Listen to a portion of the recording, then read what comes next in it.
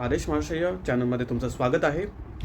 आपण आज पाहणार आहोत की मुंब्रामध्ये म्हणजे ठाण्यातील एका मुंब्रा एरियामध्ये ज्या वेळेला MIMची एक शहर म्हणजे जी मूळची राष्ट्रवादीची कार्यकर्ती असलेली, तिचे वडील मूळचे राष्ट्रवादी पक्षाचे कार्यकर्ते असलेले, नंतर आव्हाडांबरोबरच्या काही वादानंतर ती MIM पक्षामध्ये प्रवेश करतात आणि त्याच्यानंतर ती त्यांची मुलगी ही MIM पक्षाकडून नगरसेवक पदाची निवडणूक लढवते आणि त्याच्यानंतर ती MIM तर्फे निवडूनही येते आणि त्याच्यानंतर ती अशा घोषणा देते की कैसे हराया, अब मुंब्रा को पूरा हरा करना है. तिचा संदर्भ असतो त्या MIM पक्षाचा जो झेंडा आहे तो हिरवा आहे, त्याच्यावरती पतंग चिन्ह आहे आणि तो काय संदर्भ असेल ते एका कुठल्या धर्माचा एक पोलरायझेशन किंवा धर्माचे काही राजकारणाचा तिचा मुद्दा असेल, काही असेल, व्हॉट एव्हर इट इज.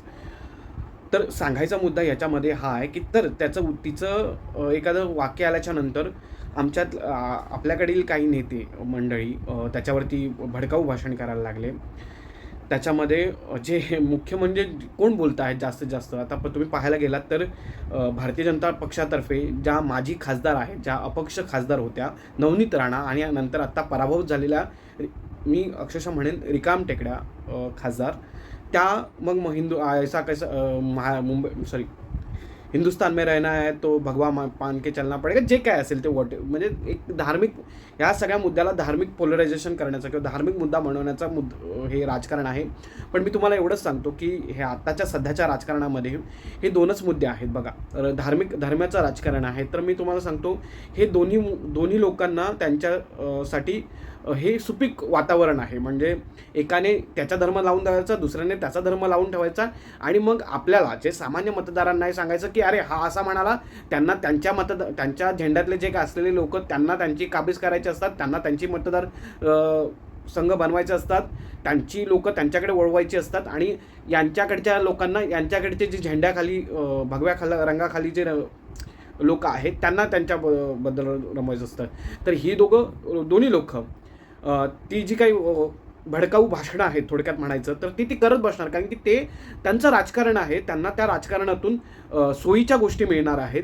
परंतु आम्हा सर्वसामान्य लोकांसाठी ही धोक्याची घंटा आहे की बघा, जर हे लोक भांडत बसले तर उद्या ही लोक या राजकारणाला काबीज करतील. परंतु जर आपण या राजकारणाला बळी पडलो आणि या लोकांच्या गोष्टी आपण डोक्यामध्ये घेतल्या आणि त्याच्यानुसार मतदान करायचं गेलो तर या देशातला आपला मुख्य प्रश्न जे आहेत, जसे रस्ते, पाणी, शिक्षण, आरोग्य, अगदी तुमच्या घरात येणाऱ्या पाण्यापासून तुमच्या घरात येणारी लाईट, तुमच्या घरात जे येणारं सकाळचं दूध, ह्या सगळ्या गोष्टींचा इफेक्ट आपल्या दैनंदिन जीवनावरती होतो. त्या गोष्टींचा आपण विचार नाही करत. त्या गोष्टी महाग किती होतात, स्वस्त किती होतात, काही त्याच्यावर म्हणजे कशा गोष्टी मॅन्युप्युलेट केल्या जातात, कोणाला किती व्यवसाय मिळत आहेत, कोणाला किती उद्योग दिले जातात, आपल्याला ह्या गोष्टी न विचार करता ही लोक आपल्याला केवळ धर्माच्या राजकारणावरती पेवताना दिसत आहेत आणि ह्यांचं मोटिव्ह जे आहे ते धार्मिक राजकारण आहे.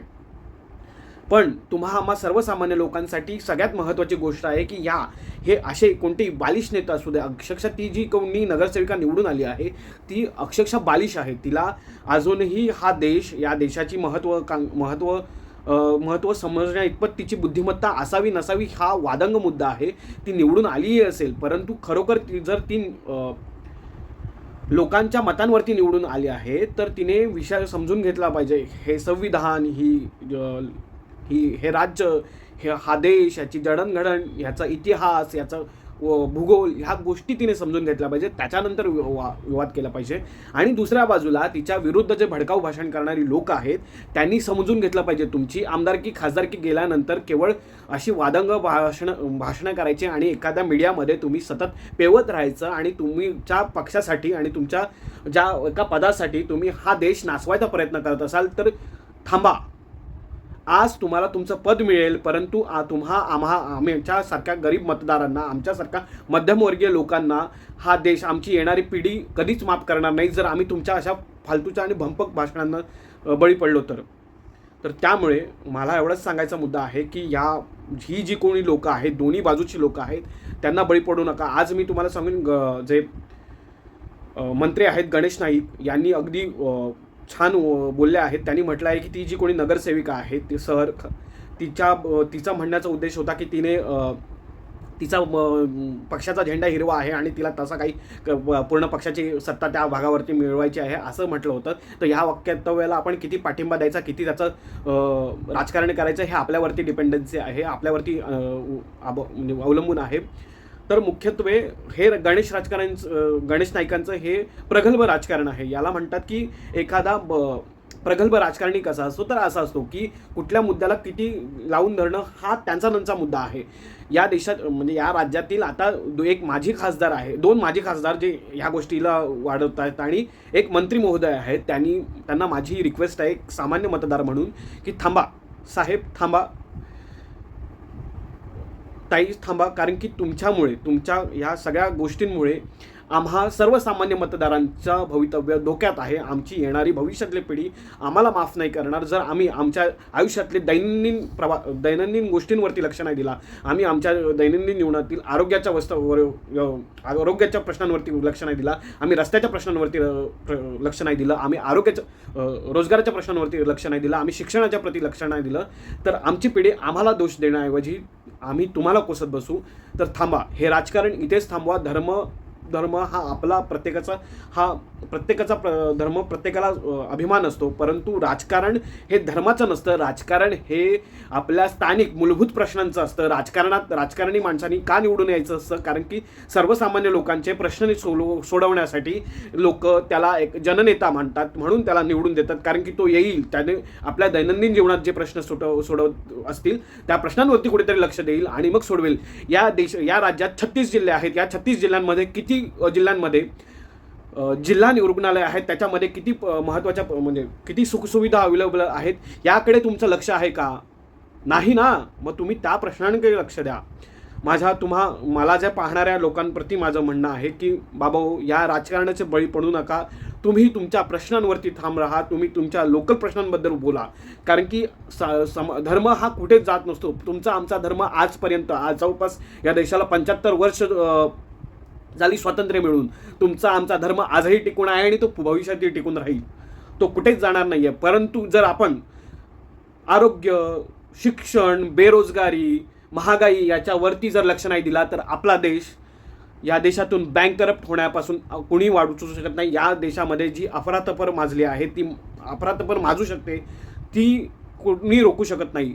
हे रोखवण्यासाठी हे लोक घाणेरडं राजकारणी करत असतील तर त्यांना आपण दुर्लक्षित केलं पाहिजे. हा माझा एक सर्वसामान्य